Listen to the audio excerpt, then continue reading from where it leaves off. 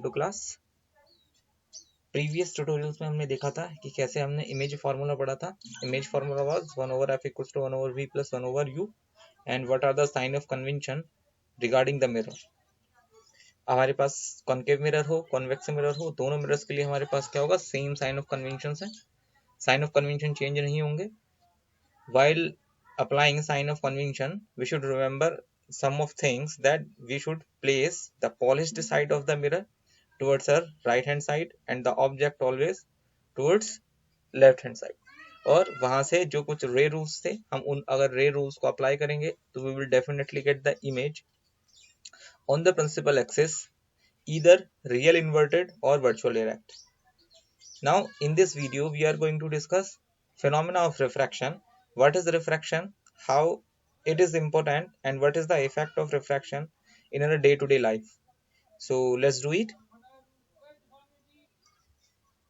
What is actually the refraction? Let us take some of the examples. अगर आपने देखा होगा कि अगर हम किसी ग्लास में, कांच के ग्लास में, अगर किसी चम्मच को, आधे भरे ग्लास में किसी चम्मच को रख देते हैं तो चम्मच हमको थोड़ी टेढ़ी दिखाई देती है, राइट। अगर हम किसी बाल्टी में सिक्का फेंक देते हैं तो वो सिक्के जो है इसके तले में जाकर के हमें थोड़ा सा ऊपर दिखाई देने लगता है, या खाली बाल्टी का जो तला होता है नीचे से, वो भी हमें कैसे दिखाई देता है, एक्चुअल डेप्थ से थोड़ा सा ऊपर दिखाई देने लगता है। तो ये सारे जो हमारे फिनोमिनाज हैं, हमारे डेली लाइफ में जो अकर होते हैं, ये सारे फिनोमिनाज रिफ्रैक्शन के कारण होते हैं, ठीक है।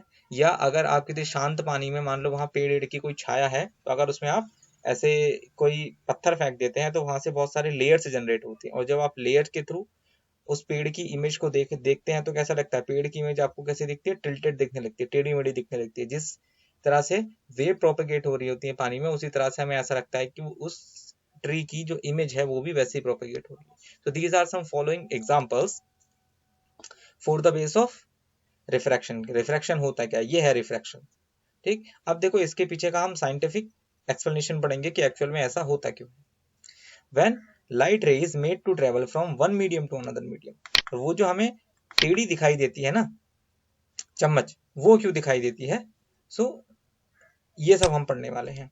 सो when light ray is made to travel from one medium to another medium, say from air to glass, right. तो यहां हमने फॉर एग्जांपल एयर से ग्लास में ले रखा है। ये एक एग्जांपल है। ये कैसा एग्जांपल है, अगर आप किसी ग्लास स्लेब में, अगर आपके पास कोई ग्लास का स्लेब है, let me show its thickness also. So ये है इसकी थिकनेस,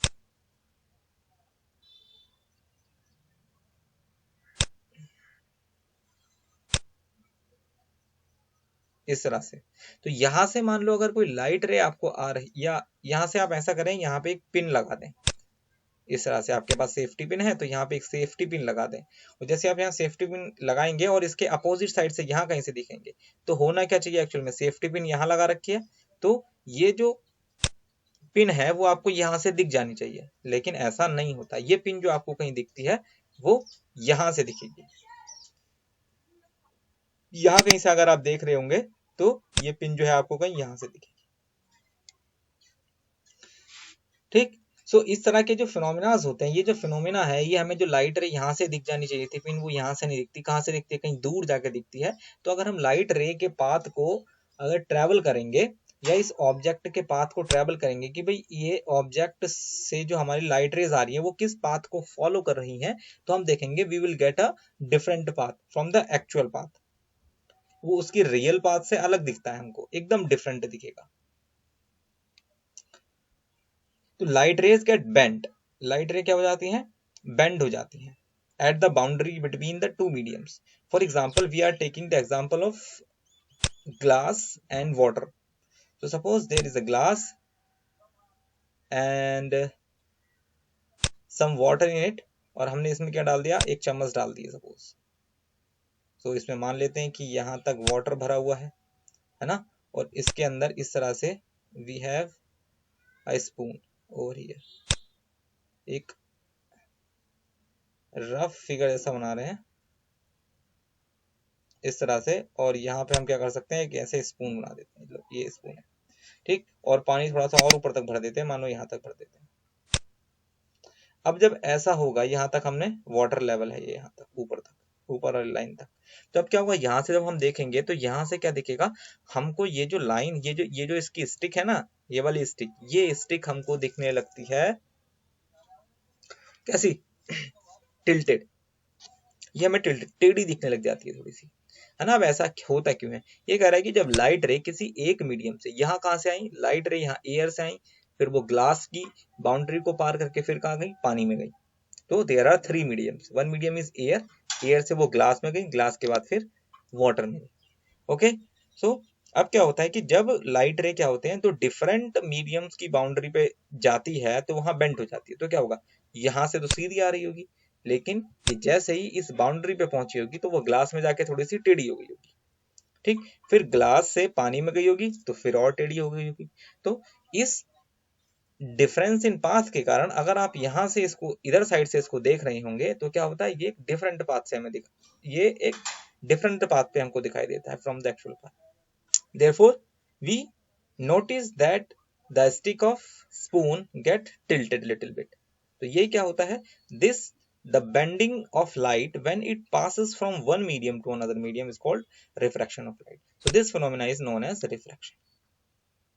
Okay, सो रिफ्रैक्शन में एक्चुअल में होता क्या है, suppose here we have a incident light ray. ये सारे फिनोमेना हमने, इसकी जो टर्मिनोलॉजी थी वो हमने पढ़ ली थी, क्योंकि ये लाइट रे क्या हो रही है, इंसिडेंट होने के लिए आ रही है सरफेस पे, तो हम बोलेंगे इसको इंसिडेंट लाइट। और ये कोई ग्लास स्लेब है, एक कांच का छोटा सा गुटका है, राइट। तो जैसे ये लाइट रे क्या होगी, इंसिडेंट होगी लाइक दिस। ये जो यहाँ पे जिस पॉइंट पे इंसिडेंट हो रही होगी उस पॉइंट को हम बोलते हैं पॉइंट ऑफ इंसिडेंस। और उस पॉइंट पे अगर मैं क्या कर दूं, एक परपेंडिकुलर लाइन ड्रॉ कर दूं इस तरह से, इमेजिनरी परपेंडिकुलर लाइन, तो will say this is the normal. उसको हम बोलते हैं normal. So this is normal. Where is this, अच्छा इरेजर ये रहा। So this is the normal. अब ये नॉर्मल पे आके इंसिडेंट हुई तो एक्चुअल में होता क्या है, इस लाइट रे को जाना चाहिए इस पाथ पे, यहां से ऐसे जाना चाहिए अलोंग द पाथ ऑफ ये जो आपको ब्लैक डॉटेड लाइन दिख रही है, इस पाथ पे इसको निकलना चाहिए। लेकिन एक्चुअल में होती क्या है, ये इस पाथ पे आके जो है यहां आके मिल जाती है।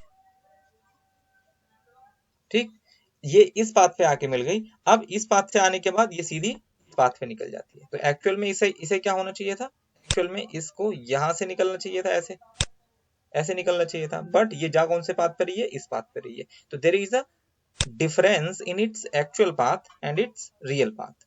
जो इसका एक्चुअल पाथ है और जो इसका अभी प्रेजेंटली रियल पाथ है उसमें क्या है, एक छोटा सा डिफरेंस आ गया है। तो ये जो डिफरेंस होता है ये किसके कारण आता है, ये आता है जब लाइट रे एक मीडियम से दूसरे मीडियम में ट्रेवल करती है तो वो बेंड हो जाती है, वो इस बेंडिंग के कारण आता है। ठीक, तो this phenomena that we have seen on the screen is known as refraction of light. तो रिफ्रैक्शन के पीछे साइंटिफिकली ये एक्सप्लेनेशन होती है। तो लाइट रे क्या होती है, अगर उनको यहाँ आना था लेकिन वो यहाँ आ रही हैं तो इस तरह से हम बोलेंगे।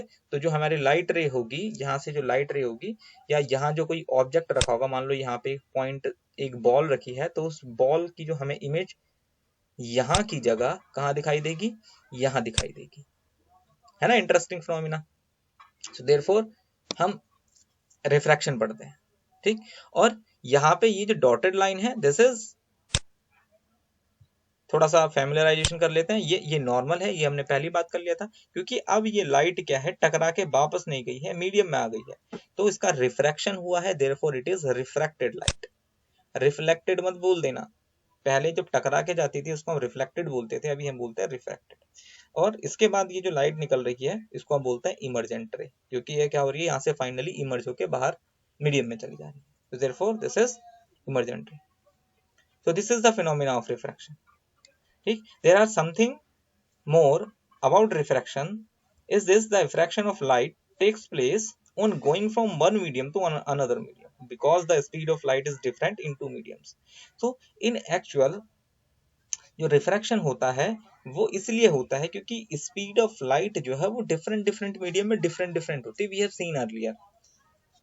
ठीक, अगर वो एयर में जा रही होगी तो एयर में जो उसकी अप्रोक्सीमेटली जो स्पीड होती है वो होती है 3 into 10 to the power 8 metre per second के बाद, 3 into 10 to the power 8 metre per second, इतनी होती है मीटर पर सेकेंड। आप देख रहे हैं, आप you can imagine this is this much metres, we can say 3 crore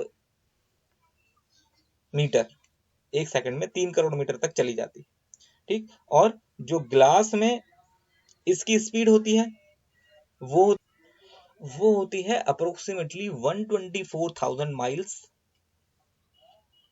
पर सेकेंड के आसपास, लगभग इतनी होती है 124,000 माइल, ठीक है। तो अब आप देखो तो यहाँ कितना है, यहाँ पे है 300 और वहां पे कितना है 300,000 के आसपास, और वहां कितना है 300,000 माइल्स के आसपास, और वहां कितना है 124। तो बहुत ज्यादा है ना एयर में इसके कंपैरिजन में, तो क्या होता है देयरफॉर वो बेंट हो जाती है, ठीक है। आप इतना ही समझेंगे कि वो क्या हो जाती है, बेंट हो जाती है। और ये जो बेंट होने के पीछे का साइंस है आप फर्दर अगली क्लासेस में पढ़ेंगे, ठीक। The medium in which the speed of light is more is called optically rare medium, and the medium in which the speed of light is less is known as optically denser medium. तो वो जो medium होगा जिसमें speed of light ज्यादा होगी हम उसको बोलेंगे रेयर मीडियम, ठीक। और वो जो मीडियम जिसमें स्पीड ऑफ लाइट क्या होगी, बहुत कम होगी, उसको हम बोलेंगे डेंसर मीडियम। तो हम ऐसे कह सकते हैं कि जब लाइट रे रेयर मीडियम से डेंसर मीडियम में जाती है तो उसकी जो इसका जो एक्चुअल पाथ है वो चेंज हो जाता है। दूसरा, या फिर वो अगर डेंसर मीडियम से रेयर मीडियम में जाएगी तब भी क्या होगा, उसका एक्चुअल पाथ चेंज हो जाएगा। ओके, सो फ्रॉम एक्सपेरिमेंट, या आप यहीं से देख सकते हैं, आप यहाँ से देख सकते हैं, साफ साफ दिख रहा है इसमें स्क्रीन में कि जब लाइट रे किसी रेयर मीडियम से डेंसर मीडियम में जाती है तो it always bends towards the normal, है ना। यहाँ पे कौन सा मीडियम है, यहाँ पे है मीडियम एयर, और ये कौन सा है, ये ग्लास स्लेब है, तो ऑफकोर्स यहाँ ग्लास मीडियम होगा।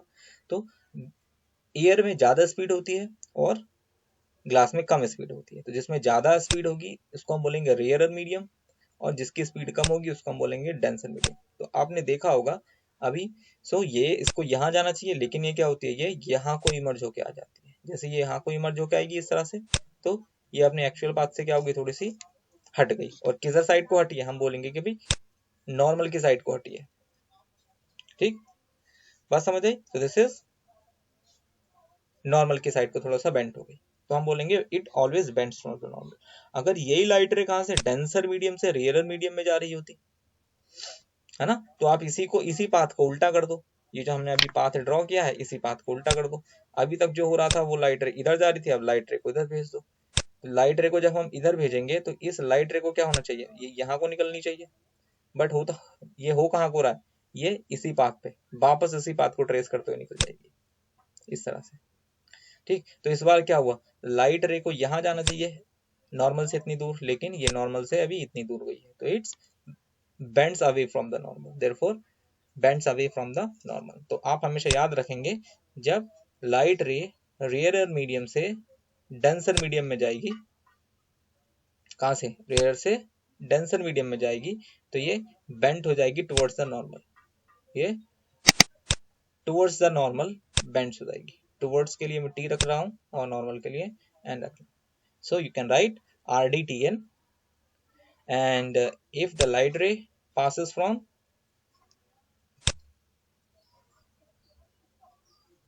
denser medium to rarer medium, so ये क्या होती है, away from the normal हो जाती है, so this is DRAM। so these are the rules for the propagation of light ray when it passes the boundary of two mediums or three mediums or four mediums, so depending upon the density, how dense the medium is, how rare the medium is, light ray behave or travel in that particular medium.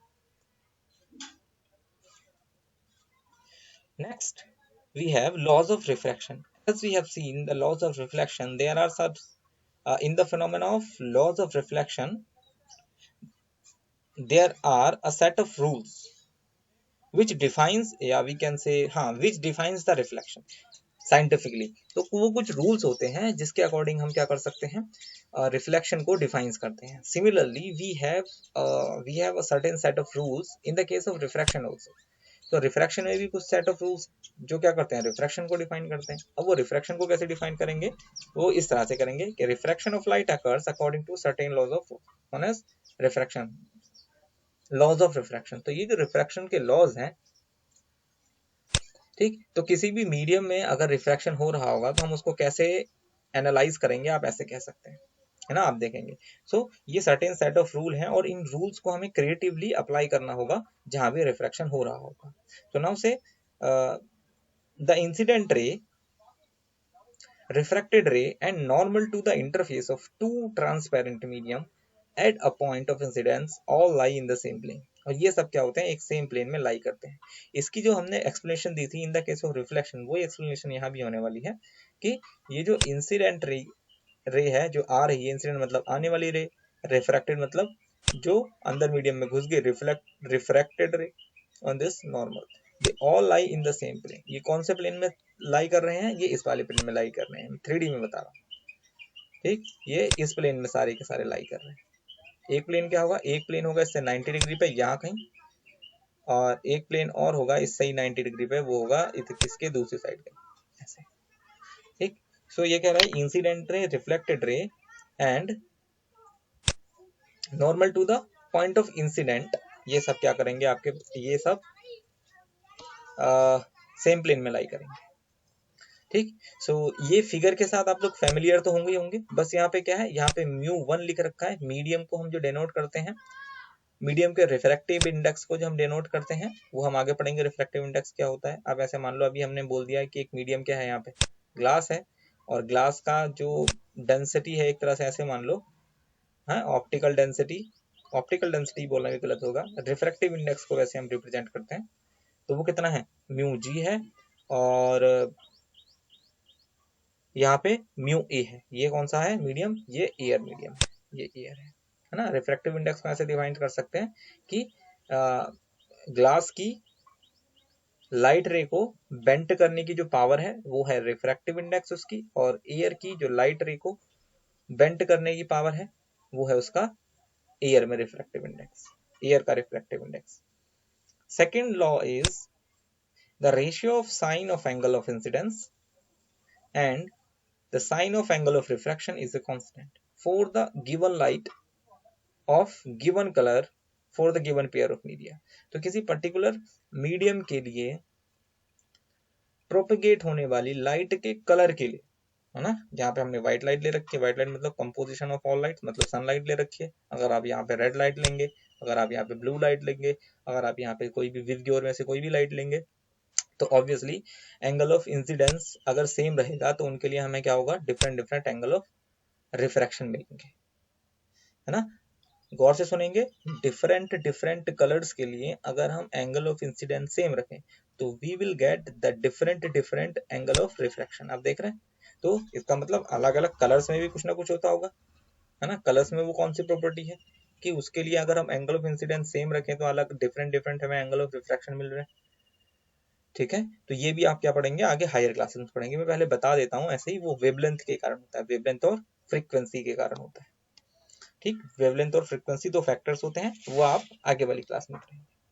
So the ratio of sine of angle of incidence and the ratio to the ratio of refraction, angle of refraction is a constant for the light of given colour and for the given pair of media. हम इसको लिखते हैं ऐसे, n equals to sine I upon sine R. तो जहां n क्या है, refractive index है, और कुछ लोग n को म्यू से भी रिप्रेजेंट करते हैं, इसको बोलते हैं म्यू, ठीक। अगर रिफ्रैक्टिव इंडेक्स एयर के लिए होगा तो हम लिखेंगे रिफ्रैक्टिव इंडेक्स, इसके सबस्क्रिप्ट में लिख देंगे a, है ना। अगर वाटर में होगा तो W, वैसे ही हम डिनोट करते जाएंगे। और अगर आप म्यू से रिप्रेजेंट करना चाहते हैं इसको, तो यहाँ बेशक लिखें mu a, right, and I is the angle of incidence and R is the angle of refraction. And this law, that this second law of refraction is also known as Snell's law of refraction. This is a constant value is called refractive index, और ये जो constant value n है ना, उसी को हम क्या बोलते हैं, refractive index बोलते हैं, of the second medium with respect to 1। So always जब भी हम refractive index को define करेंगे वो क्या करेंगे, refractive index of second medium with respect to 1। आज के वीडियो में हम आज के वीडियो में हम इतना ही पढ़ेंगे। नेक्स्ट वीडियो में मिलेंगे एक नेक्स्ट कॉन्सेप्ट के साथ। तब तक के लिए tata bye bye, take care, have a nice day you all.